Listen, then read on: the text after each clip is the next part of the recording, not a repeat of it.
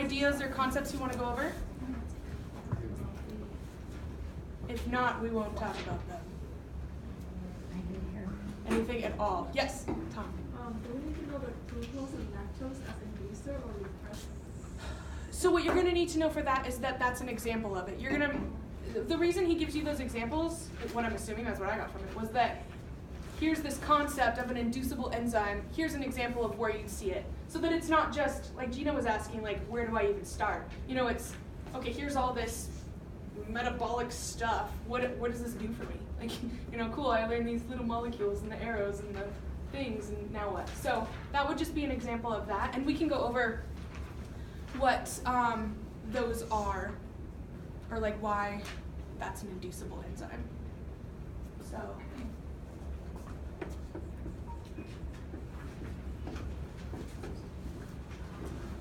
Okay, what else? Yes? Can we also go over with the glycolysis pathway exactly where the Hexokinase and glucokinase? No, the hexose monophosphate pathway and where it enters, like specifically? Yes. Right. So the PPP, pentose phosphate pathway or hexamonophosphate, the same thing. It's easier to write PPP. Okay. Thank you for laughing at that. Oh, where I was going with the Facebook Live thing, I was watching it and he was making jokes and I was like, that's the same one as last year, but it's still really funny. So, anyways. I like that. I do too, I think they're good jokes. Anything else? No. Okay, so we have 35 minutes.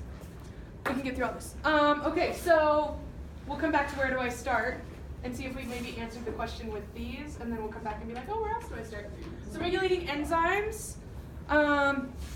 So I have some examples of, okay, let me just ask you a question. If you were a key regulating enzyme, what characteristics would you like to have?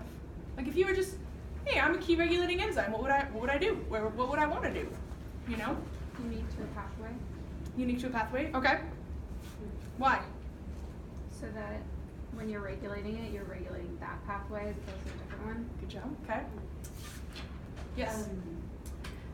Early in the metabolic pathway, so that there aren't a bunch of substrates building up like behind you, that you're stopping kind of the pathway. Yeah, so that when you're painting that red bike, you're not slacking on, or you're not, if you stop your work, you're not affecting anyone else, right? Okay, so that's 2. Irreversible. Irreversible. Why would you want to be irreversible? So you can go back. You can't turn back, yeah. Okay, what's the 4th one? Slow rate limiting step, okay, why? So the Control. Mainly to Yeah, control yeah. the mechanism. Okay. Don't produce too much in one day. Okay. Okay, so I made an example of applying it to actually applying for a dietetic internship. Because I was like, you are all doing that, most of you. So I know it may make your hearts break, but so you want it to be a unique part of the pathway. So when you apply to a dietetic internship, you want to be unique, right? You want to set those unique things about you apart, so that they're not just like, okay, 4.0, blah blah blah blah blah blah. Oh, you're just like everyone else. You know, you want to do something unique. Kind of like when you're applying to med school, they're not just gonna be like, okay, cool. I guess they want special people to be doctors, whatever. Just kidding. I want unique people to be doctors too. So early on in the pathway, so when you apply for the dietetic internship, you want to start ahead, right? Who started over winter break? But you mean started filling it out? Yeah, started filling it out. Opened it up at least. Like, I opened it. It's gonna make it. I made an account. yeah, exactly. So you started early. Rate limiting step in the pathway. So you want to make sure, has everybody here opened up the DICUS portal yet? Is there anybody who hasn't?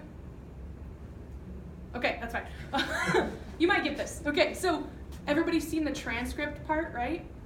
Where you don't just order your transcripts and have them sent there because that's easy. No, you have to go in and plug in everything, just like it looks on your original transcript, right? And you have to do the exact letter grade or like number or GPA grade and all that. So there's this rate limiting step of filling out DICUS. That's the one that's going to slow you down the most, right?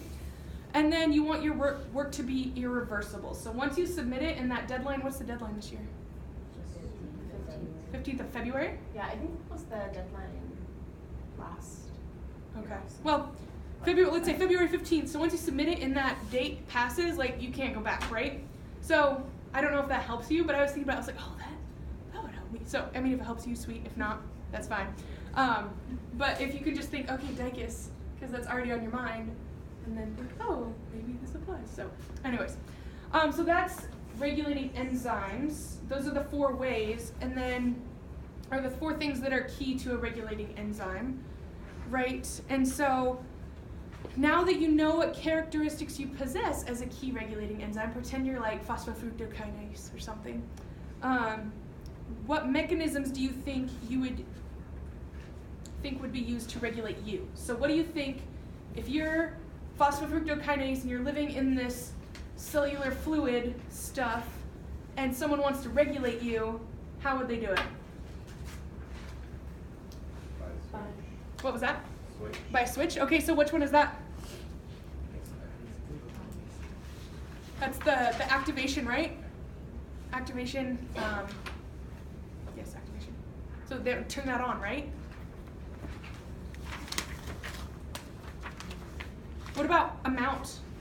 What if you have all your homies that are phosphofructokinases? Do you think that if there are a lot of you, it would take a lot of work to shut you all down, right? And then catalytic efficiency. So how well you can perform something. Like if you can paint that bike red very quickly and very you have impeccable fine motor skills and it just looks pristine, you're gonna get things done faster and at a better quality, right? So when you regulate an enzyme quantity, so say your parents had 4 clones of you, or 5, or 10, that's a lot, of you, of just you. I would feel sorry for my parents. So how easily could you have handled raising, or how easily could they have handled raising you if there were 10 of you? Exactly you, like clones. Yeah, they would have been like, sorry, I'm not gonna be a parent anymore. Orphanage. Not really, that's horrible. So the more of you that there are, the more chaos happens or more reactions. So if you're phosphofructokinase and your parents had 10 phosphofructokinases as a baby, then they would have a tougher time reining you in, that's what I'm looking for, reining you in. So you'd be able to do more reactions, right? Right? Okay. And then for activation, if you're sleeping, how are you going to do the dishes? How are you going to brush your teeth? I mean, I've heard of people, they're sleepwalkers, I'm making a joke, but those are the outliers. If you're sleeping, you're not washing the dishes, right? So you need to turn that enzyme on, you need to turn your phosphofructokinase on to be able to make these reactions go, to do the dishes. And then catalytic efficiency. So how many of you have practiced your handwriting purposefully? Like outside of school? Good job.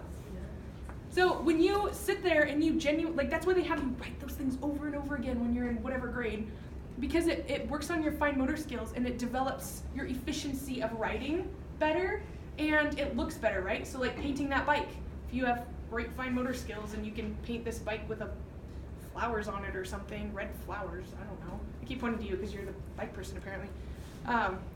Then that's going to improve the quality of it, right? But also the speed is the thing that's going to increase your efficiency. Does that make sense with regulating enzymes? Yes. Okay. Do you guys have any other questions on that? Okay, so you guys, back 2 tables, front 2 tables, back 2 tables, front 2 tables. Talk to each other and come up with your own examples. I'll write them down. So, you guys have the 4 characteristics of the key regulating enzymes, right? You guys have, someone in each group will have it. So come up with your own examples and then talk to each other. And then for each one, do that. And then if you have time, if you get through that quickly, work on examples for how those enzymes are regulated. Does that make sense? No? What? Okay, you want me to explain it in a different way? Okay, so groups are gonna get together and you're gonna come up, like the examples that I kind of just gave, you're gonna come up with your own. If you wanna use the same one, sweet, just explain it differently or explain it in your own words so that it sticks a little bit better. Does that make sense?